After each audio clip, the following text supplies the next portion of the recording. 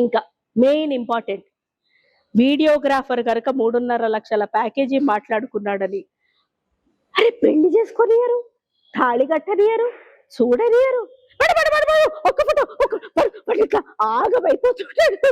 ఆగం. నాకైతే అసలు photo photo photo photo photo, తాళికి ఒక క్లోజప్ ఫోటో, ఇంకా నయం తాళిబొట్టు నేను అవ్వమనలేదు, సంతోషించాం. తాళిబొట్టుకు ఒక ఫోటో, పూజారి గారికి ఒక ఫోటో, మంత్రాలు చదువుతున్నప్పుడు ఒక ఫోటో, పెళ్లి కూతురు ఇట్లా దిగినప్పుడు ఒక ఫోటో, పెళ్లి కూతురు అద్దకన్ను, పెళ్లి కొడుకు అద్దముక్కు, పెళ్లి కూతురు అద్దమూతి కలిపి ఒక 4 ఫోటోలు, తాళి కట్టేటప్పుడు ఇట్లా చూసేటప్పుడు ఫోటో, ఈ నుదుటి మీద ముద్దు పెట్టడం.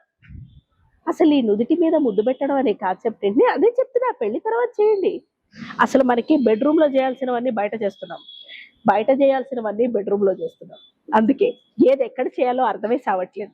అందుకే పెళ్ళప్పుడట ఇలా ఫోటోగ్రాఫర్లు కామ్గా వాడి పని వాడు చేసుకోవాలి. ఏది తాళిప్పి మళ్ళీ కట్టు, ఫోటోలో సరిగ్గా పడలేదు, జీలకర్ర బెల్లం పీకి మళ్ళీ పెట్టి తగలడు, ఇట్లాంటివి చేయకూడదు. వెనకాలే గుంపులు గుంపులుగా మనుషులు నిల్చోకూడదు. పిల్ల మాది పిల్లాడు మాది అని హాహాకారాలు చెయ్యకూడదు. వాళ్ళిద్దరూ పొద్దున ఏ కష్టంలో అయినా దూకి సస్తే మీరెవ్వరూ రారు, అంచేత వాళ్ళని బతకనీయండి, పెళ్లికి అర్థం తెలుసుకొనియండి. అందుకే పెళ్లికి పీటల మీద ఫోటోగ్రాఫర్స్ హడావిడొద్దు, దూరం నుంచి కూర్చొని చేసుకోవాలని చెప్పాడు.